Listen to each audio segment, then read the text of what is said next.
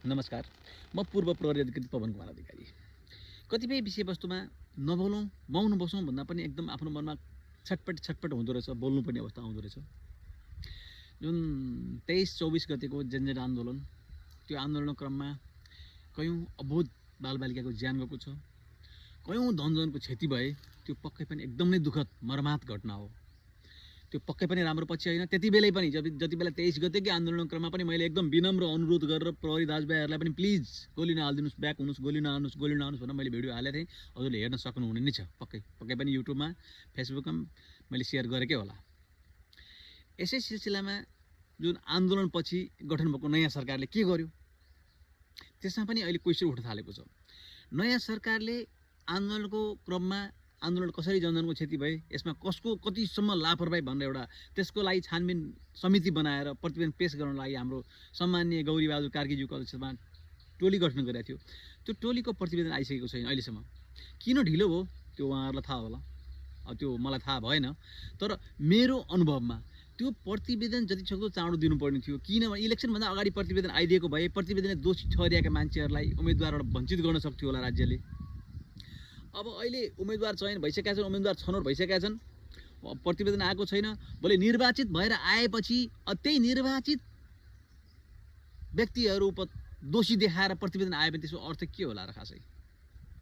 किन राज्यमा यत्रो राज्यको ढुकुरी खर्चेर चुनाव भएको छ, अनि इलेक्सन भइसक्यो, चुनाव भइसक्यो, निर्वाचित पनि भइसके, अनि त्यो दोषी देखाएपछि त्यसको सांसद फेरि निलम्बन राखेर अनि फेरि अर्को चुनाव गर्ने, यो पक्कै पनि राम्रो पक्ष होइन। त्यो उहाँहरूले चाँडै गर्नु पर्थ्यो।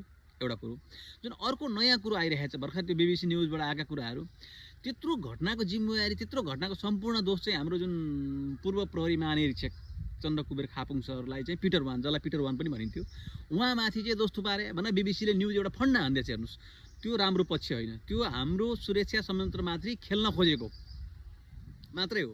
त्यो सुरक्षा संयन्त्रलाई कमजोरी गर्न खोजेको, सुरक्षा संयन्त्रलाई कमजोर बनाएर कुनै पनि पक्ष बलियो हुनेवाला छैन। त्यो सबै पक्षमा एक्का रहनुपर्छ। चाहे हिजो काङ्ग्रेसको सरकार थियो, एमालेको थियो होला, माओवादीको थियो होला, भोलि कमी इलेक्सन पछि रासोपाको आउला, भिन्दै कुराहरू भए। सुरक्षा संयन्त्र कमजोर भयो भने तपाईँहरू जसको सरकार भए पनि तपाईँहरू आफै पनि सफल हुन गाह्रो पर्छ। त्यो तपाईँहरूले आफूले अनुभूति गर्नुहुने नै छ र अनुभूति गर्नुभएको पनि होला।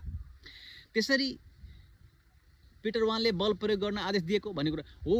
बल प्रयोग गर्नलाई त आफै कानुनले आदेश दिएको छ बाबा, त्यसमा चाहिँ थोरै ध्यान जाओस् न भने।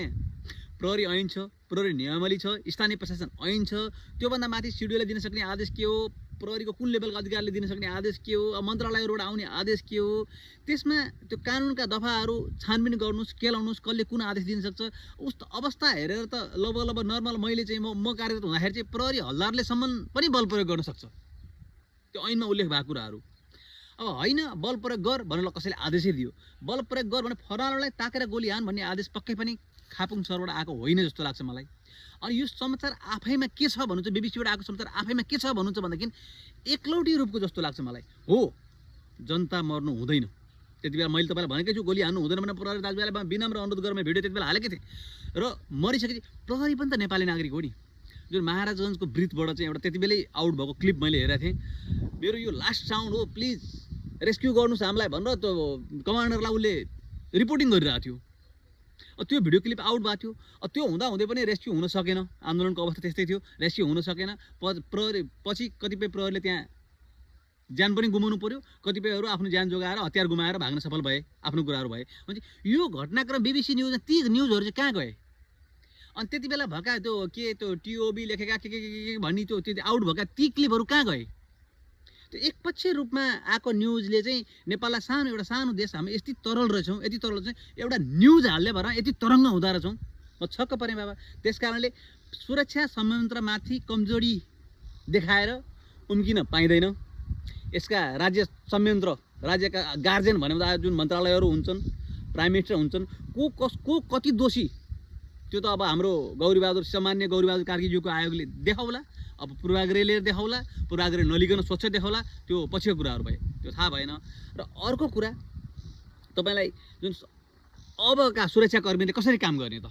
अब अहिले यत्रो भर्खर चुनाव नजिकै छ, एकदम नजिकै चुनाव छ। अब आउने सुरक्षाकर्मीहरूले भोलि बल प्रयोग गरौँ, थोरै बल प्रयोग गर्नुपर्ने अवस्था आयो। मानुस् तपाईँ उदाहरणको लागि तपाईँ भोट हाल्न जानुभयो, कसैले बाधा पुऱ्यायो, कसैले तपाईँलाई दिएन। अनि त्यति बेला सुरक्षाकर्मीले बल प्रयोग गर्नुपर्ने बतायो। बल प्रयोग गर्ने क्रममा थोरै घटना घटिदिइहाल्यो। घटना घटेपछि अब सुरक्षाकर्मी दोषी, त्यसलाई चाहिँ जेल हाल्नुपर्छ भन्ने किसिमको मान्यता तपाईँले राख्नुहुन्छ भने अनि कसरी आफैले सुरक्षा कसरी पाउनुहुन्छ भन्न खोजेँ क्या।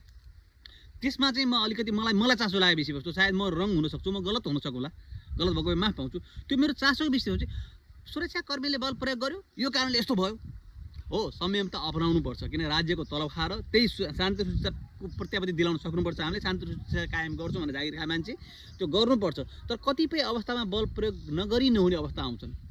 त्यो जो 22, 23, 24को घटना मैले तपाईँलाई भनिसकेँ। त्यो बल प्रयोग नगरोस्, गोली नहानुस् प्लिज भनेर म आफैले भनेको छु। मेरो स्पिच हजुरले सुन्न सक्नुहुन्छ। यसै भिडियोमा गए पुरानो भिडियो खोज्नु हो भने पक्कै सुन्न सक्नुहुन्छ। त्यस कारणले सुरक्षा संयन्त्रलाई कमजोर बनाएर तपाईँहरू अहिले आउने इलेक्सनलाई समेत असर पर्छ। त्यता सबैको ध्यान जाओस् भन्ने मेरो मान्यता हो। जोसुकै होस्, चाहे इलेक्सनबाट ठुलो पार्टी भएर जसले सरकार बनाए पनि सुरक्षा संयन्त्र बलियो भए तपाईँहरू पनि आफू ढुक्क भएर काम गर्न सक्नु होला। सुरक्षा संयन्त्र बलियो भएन भने तपाईँ सुरक्षित हुनुहुन्न, तपाईँको कार्यकर्ता सुरक्षित हुनुहुन्न, तपाईँको घर परिवार सुरक्षित हुँदैन, म सुरक्षित हुन्न, कोही सुरक्षित हुँदैन भने अनि सुरक्षा संयन्त्रको औचित्य पनि के सिद्धियो, औचित्य सिद्धियो। बरु त्यही अनुसारको कानुन बनाउनुहोस् कि भने तपाईँहरू जब पुलिसलाई दोष लाउनु छ, प्रहरीलाई दोष लाउनु छ भने तपाईँ कानुन बनाउँदै बल प्रयोग यो हदसम्म मात्रै गर्ने। पुलिसको बन्दुक ब्याक गर्नुहोस्, बन्दुक नराख भन्नुहोस्, बन्दुक नहान भन्नुहोस्, कानुन त्यही अनुसार बनाउनुहोस्। होइन दिएको छ बाबा, हतियार दिएको छ। अब कहिलेकाहीँ हो इस्युले पूर्वाग्रहले पुलिसले हान्यो त पुलिसलाई जेल हाल्नुपर्छ। म पनि त्यो कहाँ त्यसलाई उन्मुक्ति दिनुपर्छ भन्ने कुरा। तर यहाँ विशुद्ध पिटर वान सरलाई मात्रै दोष देखाएर अन्य पदाधिकारीहरू उम्किने अवस्था हुँदैन। होला दोषी होला, अब यो हाम्रो उसले छानबिन समिति आउला, त्यसमा कारवाही गर्नुपर्छ। तर सुरक्षा संयन्त्रलाई कमजोर पार्ने काम चाहिँ नगरियोस्, मेरो बिन्ती छ। सुरक्षा संयन्त्र कमजोर भयो भने तपाईँ कमजोर हुनुहुन्छ, म कमजोर हुन्छु, भोलि राज्यका सबै अङ्गहरू कमजोर हुन सक्छन्। आफ्नै सेफ्टी भएर भने कहाँ गएर बोल्ने, त्यसमा सबैले महसुस गर्नुपर्छ भन्ने मेरो धारणा हो। म गलत भए माफ माग्दै अहिले राखेँ है त।